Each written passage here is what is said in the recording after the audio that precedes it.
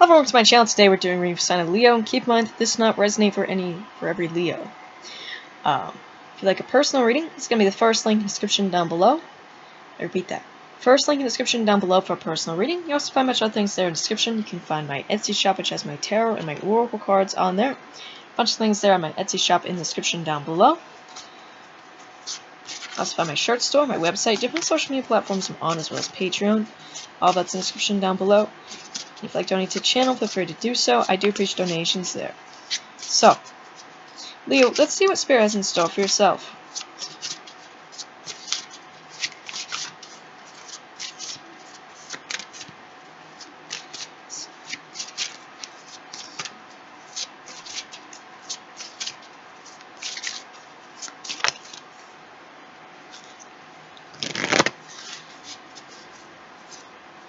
Number 5 of the Sphinx. Divine Messenger, Earth Altar, Cosmic Librarian.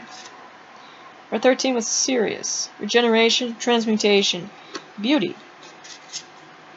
Number 2 with the Sacred Relationship. Khnum, Sobek, Horus, Sekhmet in the Sphinx. We have number 5, Higher Love and Wisdom. We have Hathor, Set, and Watchet. Number 18 with Khonsu. Lunar Energies, Divine Timing, Blood Mysteries. Alright, we did have this with the moon. Alright. Leo, you're going to be receiving some divine messages here from the Akashic Records, the Akashic Library here, but there's a sacred relationship and a higher love. Okay, can be with these gods, can be with someone here in the physical realm. There's a sacred relationship, higher love. Okay? It's also something transmuting here. It can be the negative into the positive. Let's have a look at your cards. Number 5 is the first one.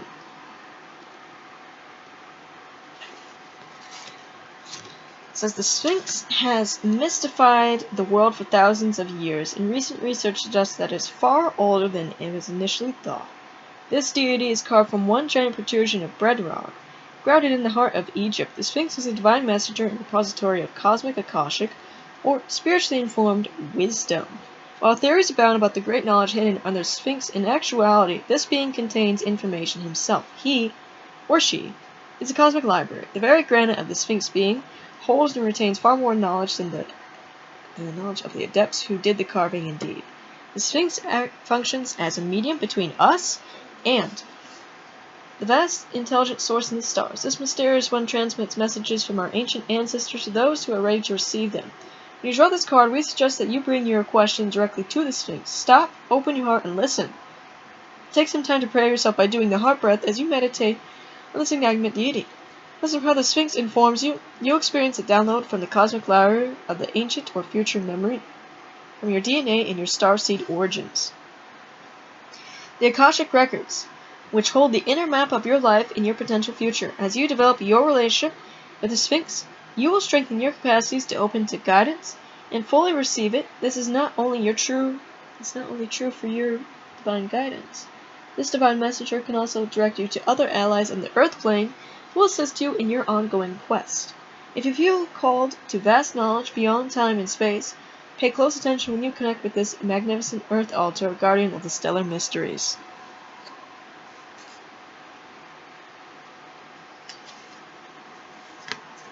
Sirius is the enlightened ruler and husband of Isis, who was murdered by his brother Set. Through the love and magical practices of Isis, he was revived sufficiently to transmit to her the seed of Horus. He had previously fathered Anubis with Isis' sister, Nephthys. In Egyptian mystery teachings, all beings strive to awaken as Sirius. The purpose of scriptures, such as the Egyptian Book of the Dead, which is actually the Book of the Coming Forth by Day, is to guide souls through the transition of death, as well as the transitions of the shamanic rites of passage through death in the underworld. Although Sirius has been long associated with death and called the Lord of the Underworld, it is more appropriate to acknowledge him here as the archetypal regenerative principle that transmutes outworn, deteriorating form into its renewed, shining manifestation of beauty. Sirius can be found in the primordial, watery deep, and in the river itself.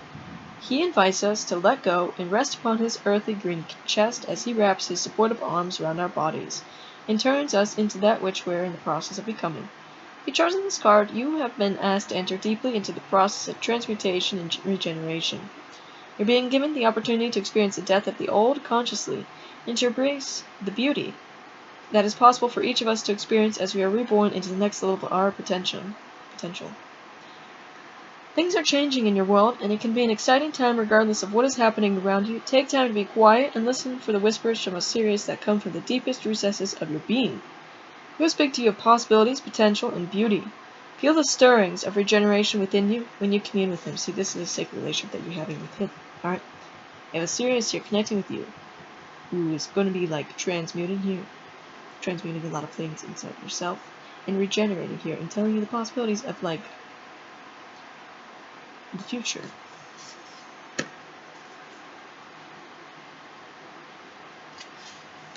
This is Khonsu, is a lunar god who appears with as many faces as the phases of the moon. Like the moon, he controls the tides and influences the weather. He is closely linked with Thoth, and like Thoth, he is seen as both the ibis and the bamboo. Known as the Wanderer, he is a protector of travelers and a measure of time. Khonsu brings spiritual nourishment to our bodies and souls. He knows exact timing in which we are ready to receive communion and eat the flesh of the gods, so that we may become as one of them. Khonsu works on our behalf to fertilize our minds and hearts with the seeds of our own divinity. He engages the power of the moon to bring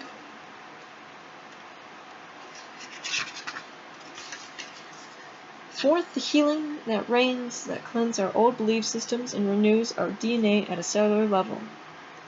He governs the tides of the oceans and human emotions. Khonsu is a great healer, said to be able to exorcise demons. He does this by honoring, feasting, and celebrating the diseases, and they happily go away.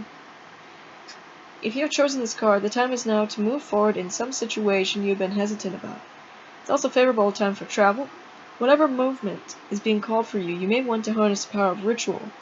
Create a communion ceremony in honor of the divine being that you are. Acknowledge the journey you have completed has prepared you for the new phase you're entering. You can do this spiritually or bring it into the physical plane by setting up an altar with food that represents the body of the earth and drink that represents the blood of the Naturu. If you are in need of healing, honor the source of your disease, injury, or situation for the teaching it has brought you as you take in the holy sacraments. Alright, Leo, that's a big message for you. Connect with that God there. Alright. You're on to the new phase here, especially with this eclipse. You're on to the new. See, release of the old, onto the new, into the potential of the possibilities of the future, connected with the Akashic records here. And also can be the exercise of demons as well.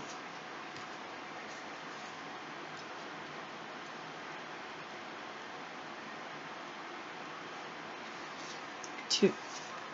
Master Craftsman, Canaan, fashions a new human on his potter's wheel. Horus and Sobek hold the tension of opposites and come into reconciliation and acceptance of each other's gifts. Sekhmet offers her fierce compassion to transform the polarized heart so that forgiveness and sacred purpose can emerge. The Sphinx, as the earth altar, conveys cosmic wisdom into the awakening heart. In your interaction with this composite, consider what you are constructing in your life, in your relationship, and other situations.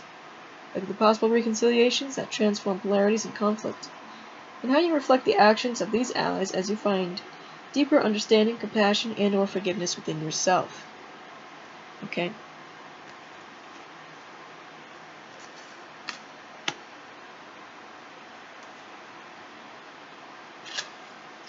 Magic of Hathor's unconditional love prepares us to meet our shadow selves. Set, as a trickster, shows us our shadow and clears the pathway for each of us to receive Wadjet's great awakening in the infusion of life force energy. When you draw this card, engage with these Naturu directly and see how they are part of your life. Now, allow yourself to experience the love of Hathor, the islands. With ensuing magical resolution, you can stand with humility before Wadjet's towering power. Okay, so, Leo. Connecting with these beings, all of these beings here, Khonsu, Osiris, Khnum, Sobek, Horus, Sekhmet, Hathor, Wadjet. Don't really connect with Set. He's a trickster. You don't want to deal with trickster spirits. Alright? So, this message is for you. Let's get some drawing, some charms yourself.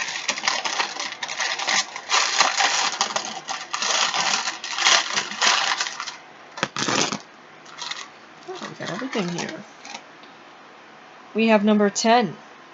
Alright, so maybe that has a significant meaning to you. We have Scorpio. Alright, the sign. And then I think this is like Saturn. So maybe you have Scorpio and Saturn, or you're coming into contact with someone who has Scorpio with Saturn in their chart somewhere. But we have these two dragon lovers, one being fire, one being water. We have love, which can lead to like a commitment there. We have higher love, that'd be like marriage and stuff. This is justice, this is authority. We have joy. Alright, we have this Aztec serpent god, and then we have Aries. So you can have those placements or one around you. Alright, so Leo, that's all I have for you. And like I said, first link in the description down below for personal reading. Also got my Etsy shop, going there, go buy something. Really appreciate that. If you're seeing more content, don't forget to like, subscribe. Bye guys.